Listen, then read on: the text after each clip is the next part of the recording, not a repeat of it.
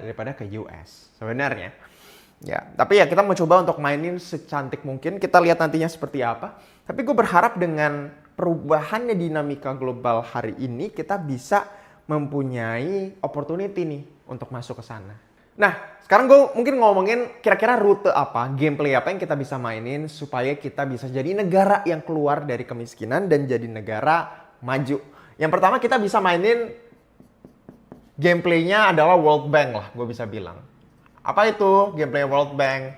Ya, gameplaynya World Bank itu invest, infuse, innovate. Artinya apa? Lu investasiin dulu, dapat duit, dapat capital, lu bangun pabrik, pabriknya jadi gede, upahnya naik, lu infuse teknologi ke sana. Ya kan, lu ajarin technical skills, lu ajarin hal-hal yang bikin mereka jadi jago manufacturing, lama-lama mereka jadi pinter, lama-lama mereka bisa berinovasi sendiri. Tapi ini gameplaynya yang lama, dan ini sebenarnya bisa jadi kita bakal ketinggalan banget kalau kita mainin gameplaynya yang ini. Yang kedua, kita bisa mainin game yang namanya productivity.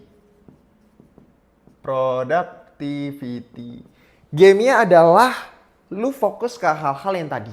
Fokus ke hal-hal yang lu bisa, yang negara lain banyak gak bisa. Sangat produktif dalam hal-hal yang sifatnya strategik, yang hanya lu punya, yang negara lain banyak gak punya. Nah, menurut gue ini bisa jadi fast track nih.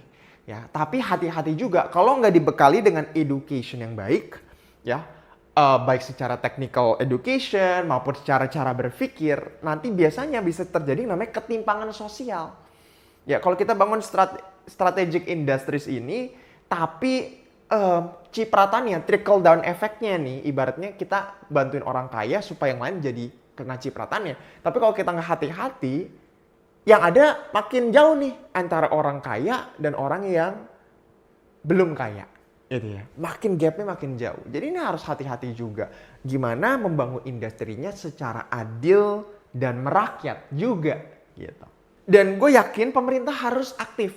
Ya harus pikirin strategik. Gak boleh mikir lagi cuma 2 tahun, 3 tahun untuk nanti pemilihan umum selanjutnya seperti apa, tapi harus mikir long term kayak Cina, 10 tahun ke depan, 5 tahun ke depan, apa sih yang kita pengen bangun yang negara lain nggak